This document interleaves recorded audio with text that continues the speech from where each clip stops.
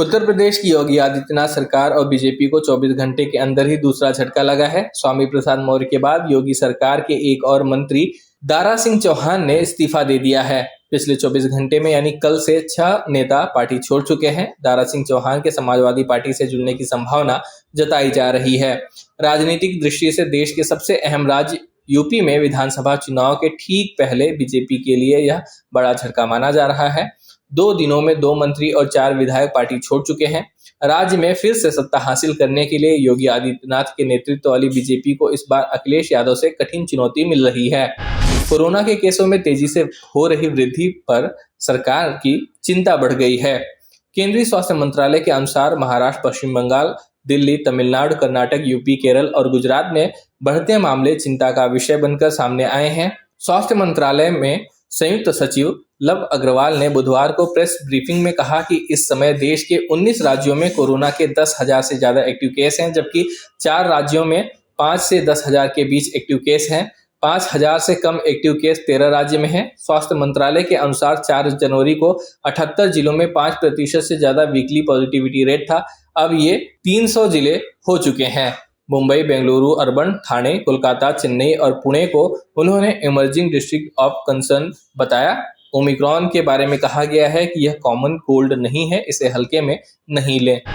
प्रधानमंत्री नरेंद्र मोदी की सुरक्षा में चूक के मामले में केंद्र और पंजाब सरकार के बीच रस्साकसी पर सुप्रीम कोर्ट ने कड़ी टिप्पणी की है। सुप्रीम कोर्ट ने कहा कि पीएम की सुरक्षा में चूक किसी भी पक्ष द्वारा गंभीर रूप से विवादित नहीं है, लेकिन इस तरह की चूक के लिए कौन जिम्मेदार है, इसे लेकर राज्य और केंद्र सरकार के बीच ब्लेम गेम चल रहा है। आपस में जुबानी जंग कोई हल नहीं है। सुप्रीम कोर्ट ने कहा कि यह ऐसे महत्वपूर्ण मोड़ पर प्रतिक्रिया के लिए एक मजबूत तंत्र की आवश्यकता को कम करता है। इसलिए हम याचिकाकर्ता मनिंदर सिंह की दलीलों में योग्यता पाते हैं कि न केवल उपरोक्त चूक के लिए जिम्मेदार अधिकारी प्राधिकरण की पहचान की जानी चाहिए, बल्कि नए उपाय विकसित करने की एक बड़ी जरूरत भी है, जो यह सुनिश्चित कर सके कि भविष्य में ऐसी घटना दोहराई न जाए। यूपी के एक कोर्ट ने ओबीसी नेता स्वामी प्रसाद मौर्य की गिरफ्तारी का वारंट जारी किया है। सुल्तानपुर के एमएलए कोर्ट ने धार्मिक भावनाएं भड़काने पर यह वारंट जारी किया है। कोर्ट ने मौर्य को 24 जनवरी तक पेश करने का आदेश दिया है। गौरतलब है कि साल 2014 में स्वामी प्रसाद मौर्य ने एक विवादित बयान दिया था। इसमें उन्होंने कहा था कि शादियों में गौरी गणेश की पूजा नहीं करनी चाहिए।